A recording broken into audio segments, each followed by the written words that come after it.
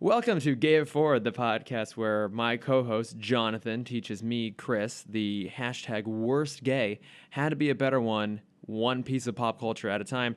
And this week, I'm learning all about the drag queen classics, To Wong Foo, Thanks for Everything, Julie Newmar, and Priscilla, Queen of the Desert. So come ride the rainbow with us and enjoy.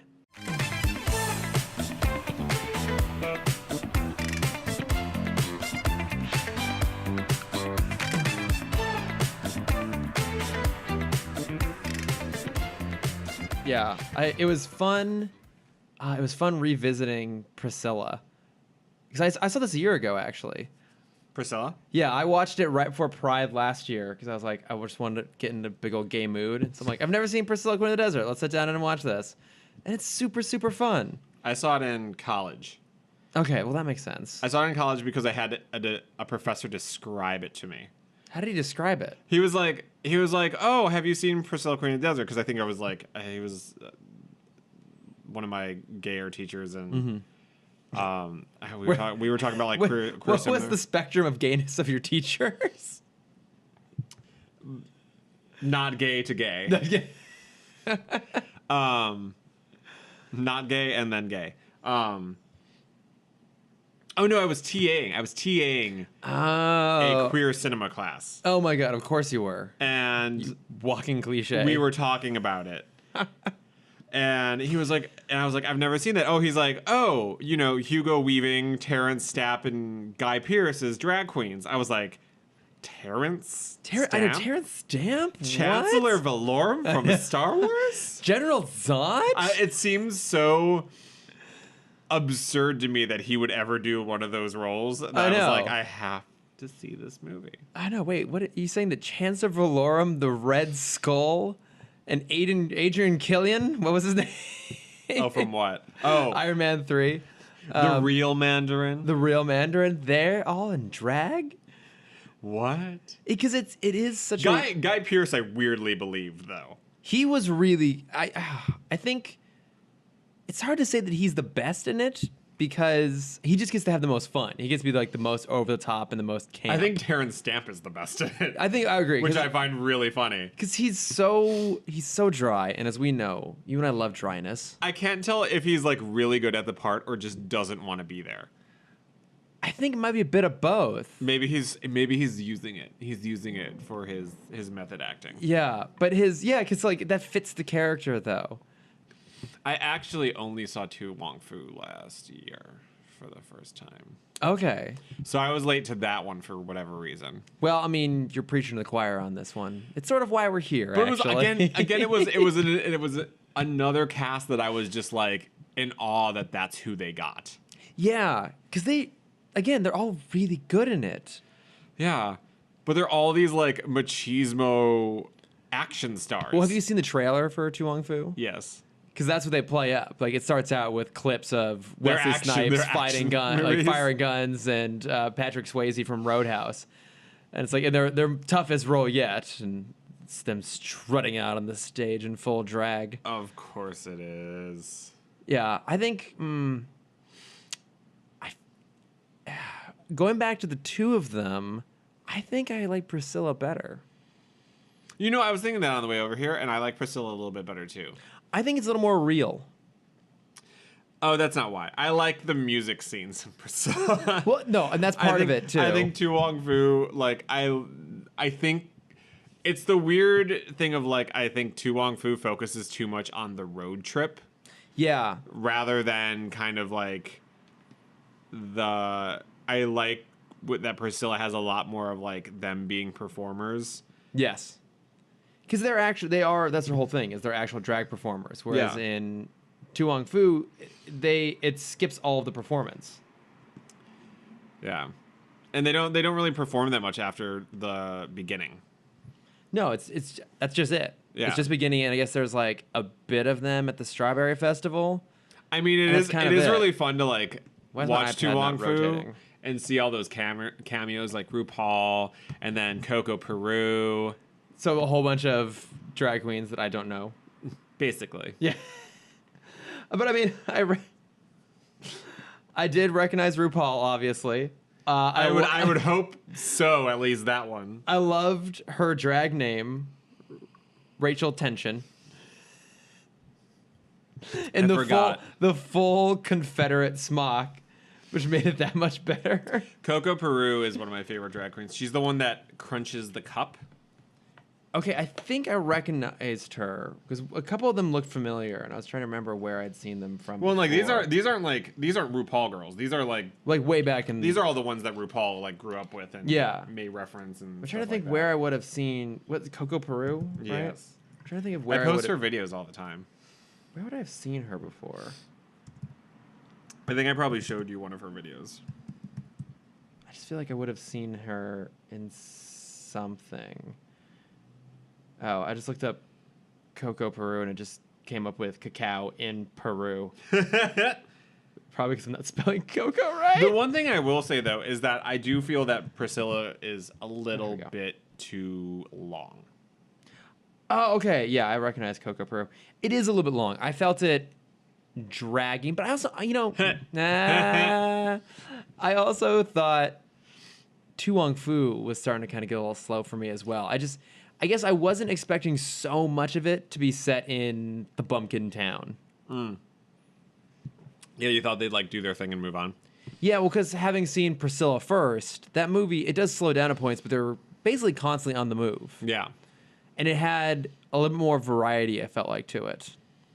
Yeah, that's because they're in the outback, and then they're in this small town, and then they meet that weird guy with the wife who can shoot the ping pongs out of her vagina. Which, that scene, because that's the sort of thing you hear referenced all the time. That might be the first time I've actually seen it visualized in a movie. I want to go to a gay bar and see a go-go dancer do that. Oh my God. That would be impressive. Someone's doing their kegels. I'm going to work on it. We'll do For San Diego Pride this weekend, that is going to be my ace in the hole trick. We'll do a video segment on it. See how far you can shoot. Cleanly. Oh, of course. I don't doubt you. You take care of yourself. You clean up. Yes, sometimes you can't expect that, but pushing that hard to get those balls Oh, out. yeah, that's a whole separate challenge. What I loved was that it was finally something that phased the three of them. Like nothing phases them, but that they're just like, oh God, what? What? Oh, but poor Bob though. I know, poor Bob. But I mean, I guess Bob gets a happy ending. He ends up working for the hotel and falls in love with Terrence Stamp. Yeah, which oh my God, how am I blanking on her name? Because I always remember Ralph, but what's the character's name? I always forget. Because it's Felicia. Felicia's always easy to remember because they're always yelling at her. Oh my God, how am I blanking on this? I don't know, but I mean, good old Bob though. But like, Bob's such a sweetheart, and I really like Bernadette. Oh my God, thank you, Bernadette, Felicia, and Mitzi. Mitzi. Oh my God, that's right. I love what they do with Bob though, because they give him. He's such a sweetheart, and they actually give him like not necessarily an arc, but they give him some depth and texture. Yeah. Because it's like you think he's just this old like crazy guy that's like married to this Vietnamese woman who just shoots ping pongs out of her cuckoo. Mm-hmm. I've never heard it called a cuckoo. It's because you don't watch RuPaul. My God. If I ever do watch RuPaul, what will you give me shit about? We'll lose half the context of this podcast. I mean, I'm sure I'll find something. Oh, there's always something. There is always something uncovered. I'm an endless train wreck. Yeah. We know this. Yeah, I think. Oh my God, but yeah, I think Priscilla's more visually interesting too. Like I love those shots of them up on top of the bus, like in the giant shoe with just a massive trail going off behind them, and her Felicia's flip-flop dress. Oh, yeah. Too, is so amazing. Oh, my gosh. I love the... God, I forgot what they're singing. When they're doing their number in the desert. Oh, they're middle. singing "I Will Survive." Yeah, I Will Survive. Yeah. Oh, goodness. Yeah, and then because it's what I Will Survive, and then finally, it's and then of course they save ABBA to the very end because Bernadette hates ABBA. No more fucking ABBA. Now, what I think is interesting is this is also some stuff that you came to a little bit later. Like in contrast with Death Becomes Her, like you saw this when you were young, and so I feel like you were forming your gay identity when you saw this. But with both of these movies, you're pretty firmly down that road, and then you saw them. I think it's because I didn't really like it was just like one of those things where like I was gay, obviously, and like I had seen like pop culture gay things and stuff like that, but I hadn't really taken in a lot of the culture yet.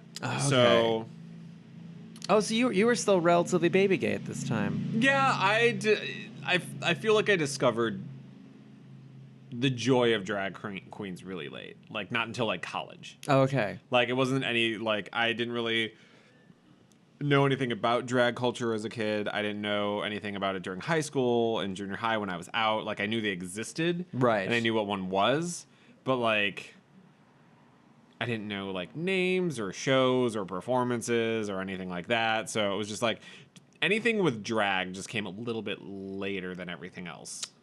Do you remember when the first time you went to a drag show was? I was 20 years old, 19 or 20. Okay. Because it was the only bar we could get into Chicago because it was 18 and up. Mm-hmm. And we took... So the Chicago equivalent of Rage. It was the Chicago equivalent of Hamburger Mary's at the time. Oh, okay. And because you don't necessarily need an ID to get into Hamburger Mary's. Oh, that's fair. There are like kids in there. Yeah. But there is this place called the Kit Kat Club. I don't think it exists anymore. That's a great name. I know. Oh. And my friend was bringing her gay friend into town for his birthday. And she's like, oh, what gay bars? And I'm like, I'm 19. I can't drink yet. I don't know where you want me to take you, but I guess the Kit Kat, like I asked a friend who like lived in Boys Town. And she's like, well, the Kit Kat Club is 18 up and it's a drag bar. And so we watched some drag shows. And that was kind of like my first drag show that I can remember. Oh. I barely remember much about it. Okay. None of the songs. The garbs. No, I think we got drunk before we went. Well, that makes sense. Who goes to a drag show sober? Yeah, well, I knew I couldn't buy drinks. Yeah, so it's like I had to like drink load illegally up ahead of time and then go. Yeah, because I'm pretty sure the first time I ever went to a drag show would have been coming to WeHo. So it was probably at Flaming Saddles. Yeah. Oh. I just find it funny that you went to Flaming Saddles and not Hamburger Mary's first. I've still never gone to drag at Hamburger Mary's. Wow. Well, guess what? We can do an episode on it. It's super fun. I mean, I was there on Friday night with some friends of mine from home, like a whole bunch of straight friends of mine from home, some of whom now live in LA. And we need to find a place to get a big group of people in for dinner on a Friday night that was between here and downtown, like not downtown, but like proper WeHo. Like, oh, let's go to Hamburger Mary's. And they were gearing up for a drag show, and also I guess Vanderpump Rules was filming at the same time there. Oh my God. Yeah, that's right. That's a thing around here. Yeah, and so I'm just like, I didn't give a shit. I hate obviously. them. They're super homophobic. Are they actually? Yeah, they're. I've heard there's been some problems with some of them in filming in the community. Buttholes. Maybe not like the queen bee herself, but the underlings. The underlings. I've heard. Oh, okay, yeah. One of my friends watched the show. She was like all excited and like taking I know her son videos. is like problematic. Oh, interesting. Ooh, So scandalous. Scandal. But yeah, so There's always scandal in WeHo. Oh my God, it's fucking true. That's why it's called WeHo. I thought it was because we were the hoes. That too. Yeah. Yeah, so I've seen a bit of the drag show, like preamble at Hamburger Mary's, but never on. You gotta go for Wednesday night bingo or we'll have to do a brunch. bingo. We haven't done brunch either. Bingo is easier to get into. Oh yeah, I'm sure. Because it's like, it's actually tonight. Let's go now. Let's lift all this up and go walk over there. We'll do a live record as we walk the 10 minutes down the street to go Yeah, back. I've done the brunch. I've never done the bingo. All right, we'll do bingo. Yeah. I did the brunch during Pride Oh, that's right. I missed that. on Sunday. I know. I got to go check that out. But like, so I guess I already started to develop a love for drag queens when I watched Priscilla, Queen of the Desert. And weirdly enough, my mom had recommended to me at some point that I watch this. And I can't remember if it was before or after I came out. Probably after would be my guess. I also have this tickle in my throat. I feel like I'm constantly about ready to cough, which is great audio. Sucking too much dick. There, got some gonorrhea stuck up there. Not enough, actually. The more dick you suck, it just clears everything out. It's like putting a Q-tip in your ear. You just like stick it in there and just like swirl it around. Swirl it around a little bit. It pulls out whatever gunk is left back there from whoever was there before. Gargle it, spit it out. Exactly. So now I got to get a little little medicine. That'll help. But yeah, I had already started to love drag queens when I watched Priscilla, and I had never seen either one of these. I think that's part of the reason I like Priscilla more. I'm curious if that's the same for you. I don't. It's like a toss up because like there are things I love about Priscilla that I kind of like don't like about Wong Foo. Like for instance, like there's more music in Priscilla and there's more performing. So much more but, music. Like, I love the cast so much better in Wong Foo. Like beyond like Patrick Swayze, Wesley Snipes, and John Leguizamo. But you've got one of my favorites, Stockard Channing. Yes. She's so good in that. You got Stockard Channing. Joe. You've got Blythe Danner. Oh, I love her so much. She's beautiful, too. You've got Catwoman. Good old Julie Newmar. Yep. Julie Newmar herself. Julie Newmar herself. I know. Of the 60s show, at least, the best Catwoman. You've got Michael Vaughn, who I had a giant crush on in like early 2000s when I was like obsessed with Alias. Oh, is it Michael Vartan? Vartan. Vartan? Yeah, that one. Yeah. Sounds like farting. Exactly. Vartan. Yeah, no, he's super cute in that, too. Yeah. Well, because he's much younger than he is now. So it's like... I mean, he still looks good now. Well, he's fine, but I can see he's had some hair plugs put in. Oh, yeah. It's just a little bit here and there. not very good looking. Now, of the three, who was the weirdest for you to get accustomed to being in drag? Wesley Snipes. Yes. Wesley Snipes as Noxzema was like... Because, like, I've seen John Leguizamo do, like, character roles. Like... Yeah. I think he... randomly bringing it up Spawn. Yeah, I've never actually seen it, but I know that's him. Like He's like the clown, the whatever evil that is. clown. Yeah, I know that's him. And I think he looks the least like himself. Yeah, a little bit. Yeah, I feel like he has not necessarily the most makeup on, but he disappears the most into... Wesley Snipes looks a little bit Butch Queen first time in drag. Yeah. That's not a but reference you get, but you what? need to watch Paris is Burning because it's not a reference you get. Oh, no. I was like, it's a Butch Queen? I guess that's just a drag queen who looks pretty masculine, right? So I really want to have an episode where I just bring in cards of terms and phrases. And I have to guess what they mean? And you, like, learning vocabulary like we're in elementary school again. Oh, that's so perfect. Yes. Because I feel like I sit here and say words, and then you just acknowledge that the word was said in that. Like, all right, context clues. I think I got this. Okay, all right. Queen, drag queen, butch, masculine. I think I got this. Piece it together. Wesley Snipes, all good. That's it. He looks very mannish. He does. He does look rather mannish. I think, which is interesting, because I feel like Patrick Swayze finds this nice middle ground. Yeah, I think it's because it's the way... it's the way he's dressed. Yeah. And Wesley Snipes shows a lot more body, so you can see a Does, lot of yeah. the, like... The hulking, buff martial artist. I mean, he's huge. Patrick Swayze kind of too. just, like, wears, like, muumuus and giant frocks and stuff that kind of cover the... She's very elegant. Very elegant, very old-fashioned. She's a lady. Something you are not. No. Furthest thing from. But I think it's weird to say this, but it makes me appreciate how good of an actor, especially Patrick Swayze is. Yeah. He really disappears into that for me. And I guess part of it is that Wesley Snipes gets to hang on, I think, more of the comedy because she's so sassy all the way through it. And he has more of the physical role, too. So he's more of like the ass-kicking one, and like Patrick Swayze's role is like he transforms most of the town. Yeah. And just kind of disappears into it. But it is so elegant and composed and very soft-spoken, which I think that's actually pretty typical of a lot of his characters. Like, you've seen Roadhouse, right? No. Oh my God. I think... All I know is Roadhouse.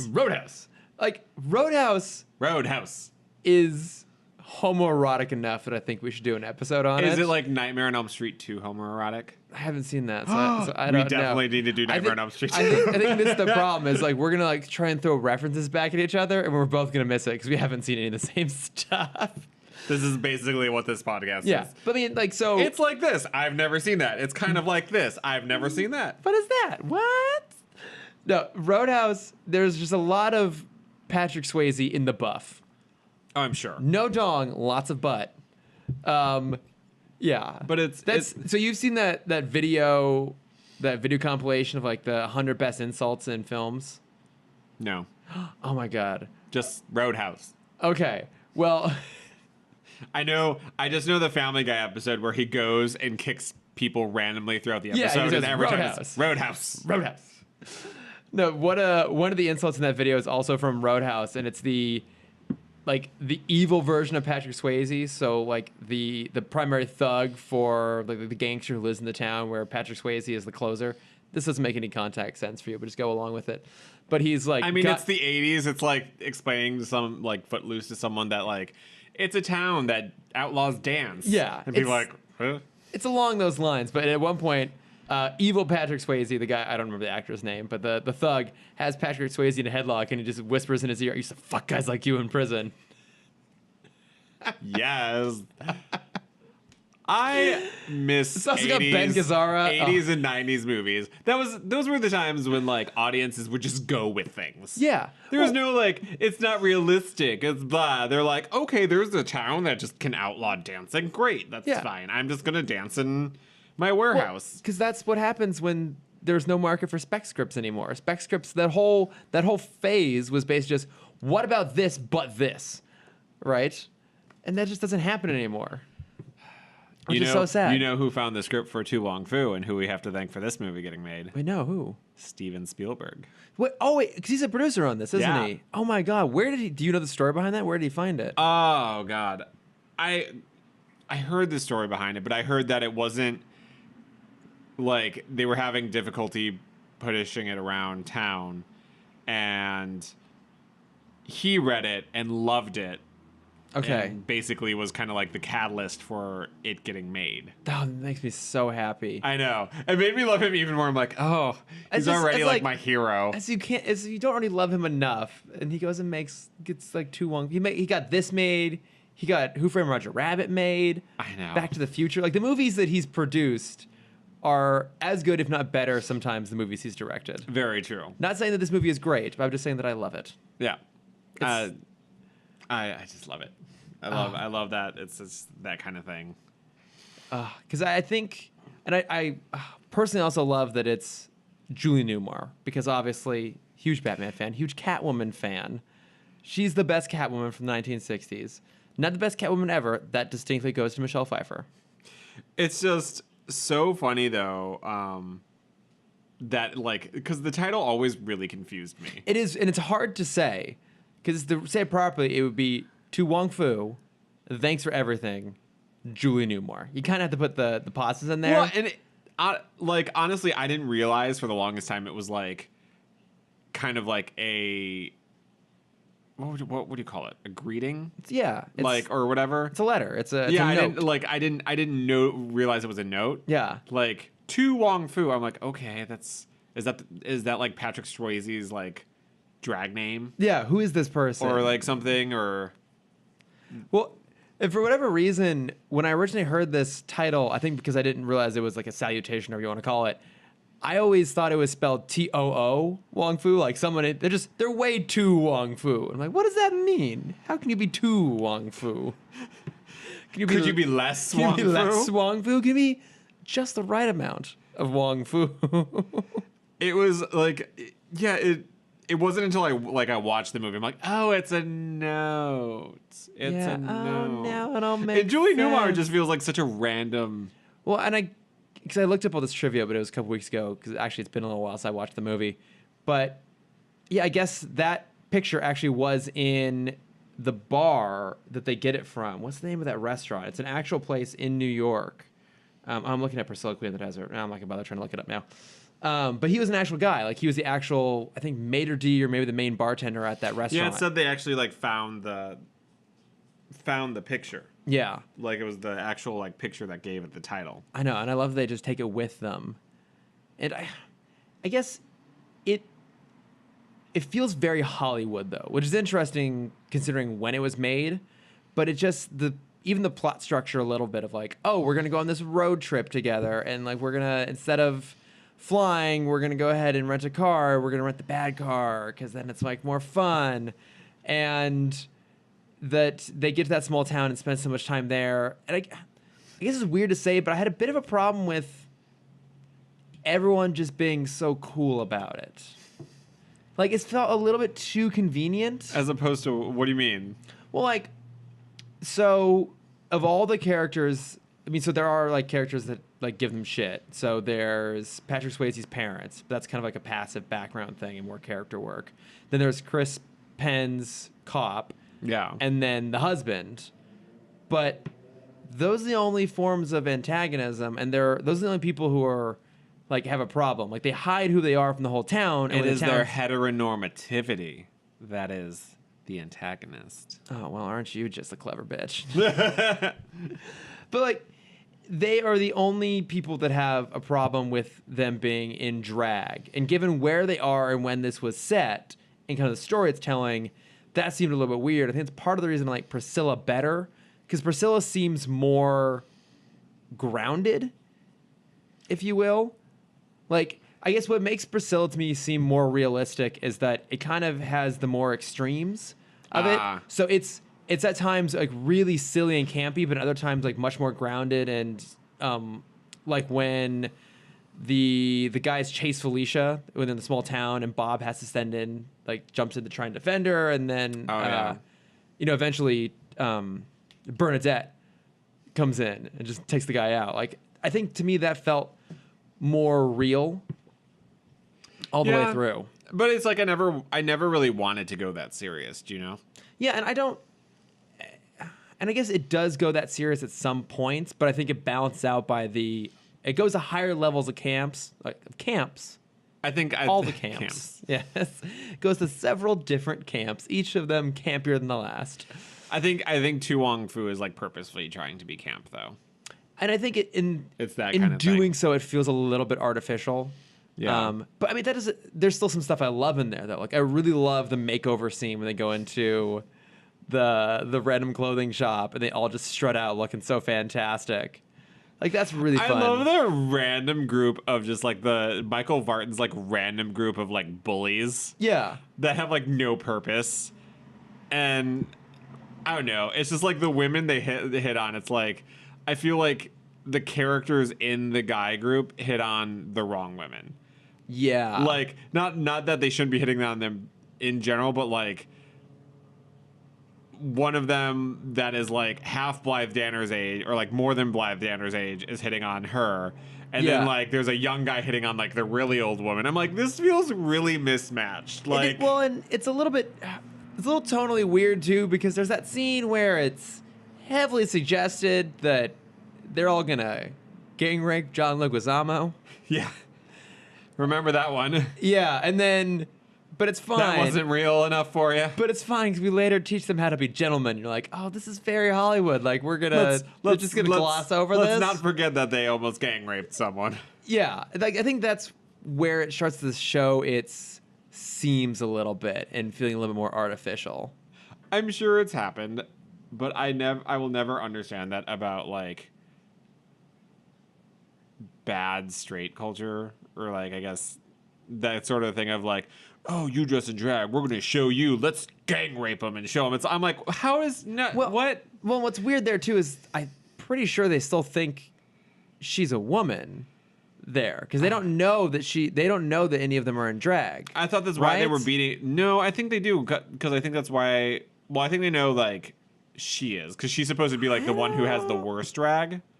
It's to me, I read it as that no one in that town figured it out except for Stalker Channing, and she just didn't say anything. Why were they beating her up then? That's what I don't remember. Well, I think because they don't beat her up, but like she's out for a walk, and they like corner her behind. Like they never actually like physically touch her, but they just slowly kind of like surround her. And I don't know if it was more just imply that they were just obsessed because it was a new woman was in town, like a new girl was in town, and they're all like, ooh, and like getting all like pervy on her, and they're not sure what to do with themselves. But I'm pretty sure in that moment, they think she's still a woman because I feel like if they didn't, that whole scene would have played out very differently. / it would have been kind of part of the story.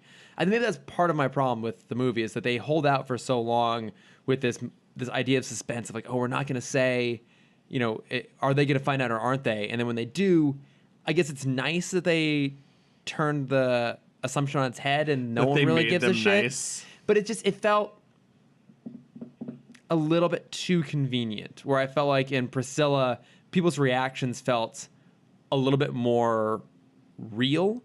Like you can believe the random couple driving around in their Jeep with a dead kangaroo would like flip out and drive off. You can also believe that the Aboriginals like really wouldn't care as much because they're obviously like less ingrained in the more modern normal society, and they're just like, oh yeah, whatever, like we're having a big old party, you want to come like hang out with us and have fun. And I love I can't remember the guy's name who rescues them, but he joins them in doing the drag show. Oh, that's right. It's really fun and really sweet. And then like the townsfolk, they're all giving them weird looks as they're walking around in their flip-flop dress, and I forget what did they put Mitzi in. It was just something else like really over the top. Yeah. But that all felt a little bit more realistic in terms of how people would react. Problem is that sometimes it's like they're both so similar in certain ways that like they kind of blend together. They do blend together for me a little bit. And I think maybe it helps that I've seen Priscilla twice and Wong Foo only once. And maybe it helps too that I just love Australians. That's always the funny thing too, is like I've obviously Wong Foo only once, but Priscilla probably not twice, but I've seen it a few times. But it's one of those things where it's like for drag queens, I don't feel like there's as much, like there's not as many lines I feel like there are in like something like Death Becomes Her. No, I don't think it's, which is weird because it's near like as quotable. They're like, we sort of like expect them to be sassy, and I don't know. Yeah, I mean, we get Felicia is like super. Felicia is more like campy, bitchy, and Bernadette's just so sarcastic. But what I love is that she has no tolerance for bullshit at this point. Like, I'm trying to look at the quote, I can't find it. But I love that line when they're in that bar and the real like butch woman is getting in her face. And she's like, why don't you go blow yourself up? Because that's the only bang you're ever going to get in your whole life. And the whole bar erupts in laughter. And like, she wins them over. That also felt very Australian. Yeah. Where it's like, all you had to do was just like make fun of somebody. And then all of a sudden you'll be on board and they'll be your best friend. And like, to me, that felt maybe that's why it seemed like it contrasted a little bit with Wong Foo. It's like, you feel like the moments when they win people over in Priscilla, it feels natural, whereas in Wong Foo it feels a little bit structured. But also, I also love in Priscilla. Then that follows up with them doing the drinking contest, and Terrence Stamp just very calmly, just drink after drink after drink, completely unfazed, no change in her posture, perfectly poised, just sipping away. I do like that about Priscilla, is that they have those kind of like age gaps. Yes. Whereas like Wong Foo, they feel like much closer. So, like, I know Patrick Swayze is supposed to be the lady. Yeah. And the one, like, teaching Chi-Chi. And same with, like, Noxzema. But Noxzema and Patrick Swayze feel really close in age. Probably because they are at the time. They are, but, yeah. I guess maybe that's what I liked about Priscilla as well, is that they feel a little bit more distinct, each one of them. I feel like they're filling in a very particular character a little bit more. And they also have a different plot function, which I kind of like a little bit. I mean, I can obviously appreciate a more experienced gay trying to teach a lesser so what how to be better. But I think, I guess for me, Priscilla has so many really fun moments that I really love, like little things. Like I love when one of them's like, "Oh my god, I've got a headache," and he goes and opens up the medicine cabinet, like the actual like Red Cross medicine cabinet in the bus, and it's just filled with liquor. And you were talking about this too. Better music in Priscilla, Yeah. as well. Yeah. I don't know why that is. I think.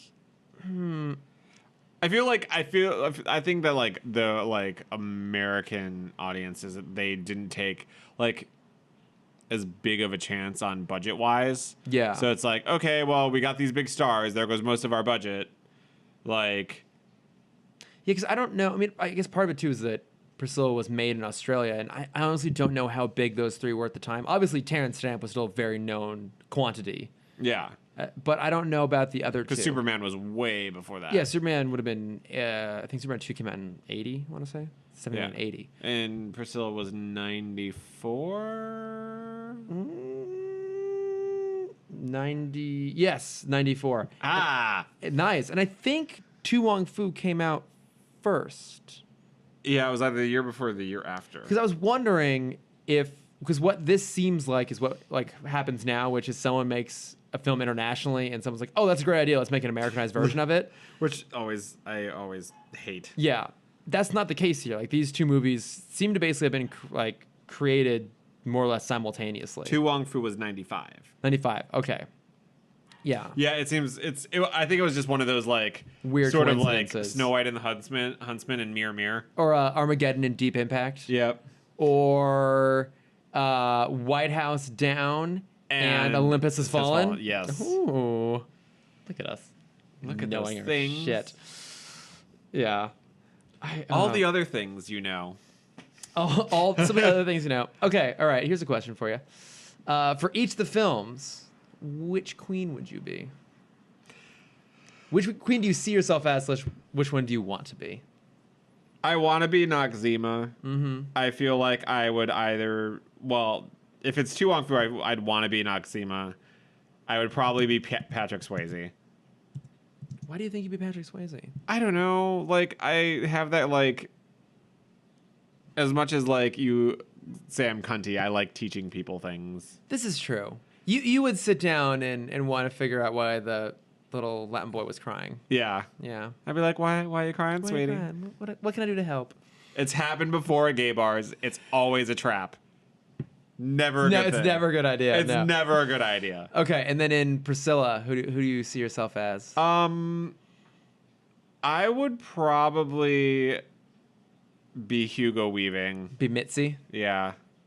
I hope I'm Terrence Stamp when I'm older. Yes. I think Much yeah, older. Yeah, you would make a very good Bernadette in your older, wizened years. Like, I just don't give a shit, and I'll just beat people and just, like, drink myself Yeah. silly without flinching an eye. See, because for Priscilla, I would want to be Felicia. You are Felicia. I'm not Felicia. You are Felicia. I am nowhere near. Shut the fuck up. I'm nowhere near that fabulous. Uh-huh. I mean, I'm like the newbie, but I'm nowhere near that fabulous. No, but maybe not in a drag sense. I think yes, I would want to be Felicia. I'm probably more Mitzi as well. That kind of like middle space, like earnest, like, hey, let's all go have fun together, guys. But like, You're totally Felicia. I very easily get to. I'm not Felicia at all. I know you're fucking Felicia. I want to be Felicia. God, I wish I was Felicia. Wish I was Guy Pearce. And then, okay, for Tu Wong Fu, I'm clearly Chi-Chi. Yes, that's very true. Yeah, which I loved that. You're not confrontational enough to be Noxzema. No. At all. No. Like, yeah, I am definitely Chi-Chi. I also love that when throughout most of the movie, her makeup is like not the right skin tone color, so her face is super white. But by the end, when she wins, it's all perfectly blended. Yeah. So I thought it was a very clever touch. So I am absolutely her. I would want to be Vita though, because she's so regal and sure. so poised and so composed And I'm the furthest thing from any of those things. Very true. I'm just a walking bumblefuck everywhere I go. Also, wait, hang on. Real quick. Can we talk about the fucking amazing Robin Williams cameo? Oh, that's right. Yes. Yeah, I was like, this is forgot. That is I the didn't only, know. I didn't know he was in this, That is the obviously. only thing I love about To Wong Foo more is that all the cameos, and who knows, maybe there are Australian cameos in Priscilla, but Yeah, we just don't know who they are. To Wong Foo, I'm like, oh my god, RuPaul. Oh my god, Coco Prue. Oh my god, Robin Williams. Oh my god, Stockard Channing. I almost said Carol Channing. What's his name though? He has such a great name in To Wong Foo. Oh my god, it's gonna bug me. I love it because to me it like sort of weirdly connected this movie to the Birdcage. Yes. Oh my god, I know. I mean, I know that we weren't doing shared universes at this point, but it would have been really funny if he like came from that club from the Birdcage. Yes, I wish. I just wish he. Oh, that's right, John Jacob Jingleheimer Schmidt. He just shows up for like 5 minutes. Is just all of the energy, so fantastic, so over the top, and just hilarious. It's such a short period of time. I loved his appearance. I was not expecting that. I wasn't either. Like, it made me had so no idea. So happy. Oh my god! I was just like, is that Robin? Is that Robin Williams? What? Is. Oh my god, he's here. He's fabulous. I love him. Oh my god. I'm trying to think too. Okay. I think one of the reasons why I like Priscilla more too is far more fabulous costumes. That's true. Yeah. Yes. Like, I hate to say it, but a lot of To Wong Foo feels like they just found whatever was in their grandma's trunk upstairs. Yeah. Like, and it was like RuPaul is like the best looking one with her Confederate flag dress. Yes. But at that point, RuPaul was already kind of like a name in the 90s. Oh, clearly. I mean, yeah, she's so prominently featured in that cameo. I guess maybe that's part of it is maybe because we don't get the contrast in To Wong Foo. They're always in costume. They're kind of always playing those characters. And they're always trying to pass as women. Whereas what I liked about Priscilla was that they kind of have their normal personas and they put on their drag personas too. And there's a little bit of fluctuation between how they interact and how they perform. That was actually something I kind of wished I got with To Wong Foo is you don't get to know them outside of their drag. And I think that's why it feels a lot more Hollywood to you is because it's like they don't feel like fully fleshed out characters. Like we don't know their life outside of them doing drag. They're just here to like bring fabulousness to this town. Yeah, and I think that's what I liked about Priscilla and why I felt more grounded was it wasn't just set in the artifice of them being drag queens. Like, oh, like these are like people and this is how they're living their lives. I guess for me, if I were to like put in kind of a nutshell, like a moment that I feel like reflects why I like Priscilla better, it's when they go to the town, they win over all the locals in the bar, like Bernadette does with the jab at the woman. They have the drinking contest. They have a great night together, and then like I guess they get frustrated or whatever. But the next morning they wake up, and even though they've had a good time, the bus, what does it say, like AIDS fuckers go away or AIDS fuckers die or something like that? AIDS faggots, I believe. Yeah, and so there's that moment of like, oh, even when we've hit a high and we think we've like integrated in one of these people, we still have this sort of shit. But then in return, I love that Felicia goes and buys the pink paint and just paints the bus fabulous. And I think that fits just the tone of that much better too, of like they're just trying to do their thing and they get shit for it, but then they just keep on being fabulous and they just move on. Yeah. And I like that more. That felt more real. I felt like they had more to do. That's true. I know.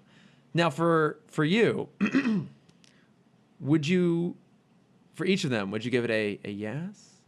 A yes? Or a yes, queen?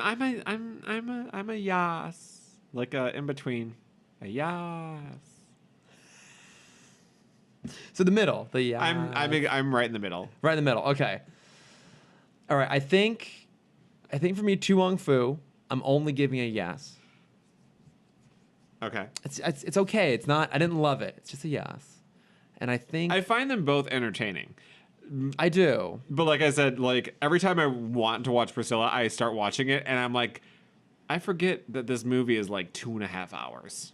It's not that, but it's 2. Yeah. And it does feel long. It definitely feels too long at times. I think it's one of those that I love, but I don't know how often I'm going to go back and watch it. Yeah. Like, especially watching its entirety. But I would give it a yeah. A deep, guttural yes. I've got something going on in my throat. I can't get high pitch. It's so gravelly. I'd give it a yes. Such a yes. Wow. But I do. I like Tu Wong Fu, but I love Priscilla Queen of the Desert. I still think they're essential. Oh, they're absolutely essential. Like, no, Yeah. I'm glad I've seen them both. I think Priscilla will stick with me I would more. kind of say it's like I feel about them the same way I feel about like Citizen Kane. As like a film nerd, I'm like, you know what? It's not bad. Yeah. I'm not gonna sit down and watch it every Friday night. No, it's like essential viewing, but it's not. It doesn't call to you. Like once in a blue moon, I'll like put it on for whatever reason. Yeah. You know, but Yeah, I think it'll be a long time before I revisit Tu Wong Fu, but I won't be surprised within a year I watch Priscilla again. yeah. But I love all three of them. I just love Terrence Stamp. I do want to watch Tu Wong Fu like a second time. So Yeah. like, I always feel like I need to watch like good movies twice. Yes. Because I have like the experience of like enjoying it and not knowing, and then Yeah. the second time like I already kind of know where the story's going, so I can enjoy and absorb the other things. Yeah, that makes sense. And so like I feel like I've absorbed Priscilla a lot more than I have Tu Wong Fu. Whereas like I remember Same. a lot of it, but I don't like. I can't recall as much of it as I can, Yeah. as I want to. It's just so good. So good. All right, should we wrap it all up here? Sure. Jonathan, where can they find you? I am at JDubs22 on Instagram. You can also listen to our other podcast, more so me, I was gonna say our. Chris guest stars sometimes, which is Buzzed on Broadway, which can also be found on Facebook and Instagram at Buzzed on Broadway. I'm on Instagram at JDubs22. Yeah, There, that's all you need. I don't do Snapchat. But you do tons of thirst pics. You know, I do stuff. Wait, is it thirst pics or thought pics? Both. We'll have to do an episode on that. I don't know what the difference is. I mean, I'm putting thought in your vocabulary. I don't know. I don't know what this means. It stands for that hoe over there. Oh, okay. Now it makes slightly more sense. Slightly. If you want to find me, I'm at Lordifer on Instagram, and my other podcast is all about Batman, and it's at Tim Talk Pod on Instagram as Chris posts all well. his sexy pics of Legos. So many Legos. Well, I did sit down the other day to like, okay, I'm gonna like take some sexy photos, and Please continue the story. at first I was afraid, and then I was Oh. petrified, thinking Wow. how I can never live without you by my side. Do you know more And then than I just... spent so many nights just thinking how you did me wrong. Wait. And I grew strong, and I learned how to get along, and so you're back. So who sings that? Gloria something? I count with you sometimes. I really can't. Thanks for listening to Gay It Forward. The podcast is produced by Chris Lord and Jonathan James and edited by Chris Lord. Music by Chris Humans and Colin Diaz. Artwork by Cameron Dexter. Please subscribe and review on iTunes. Follow the podcast at Gay It Forward on Instagram and YouTube, and at Gay It Forward Pod on Facebook and Twitter. Got an idea for an episode? Send us an email at gayitforwardpod@gmail.com. Thanks, and stay fabulous.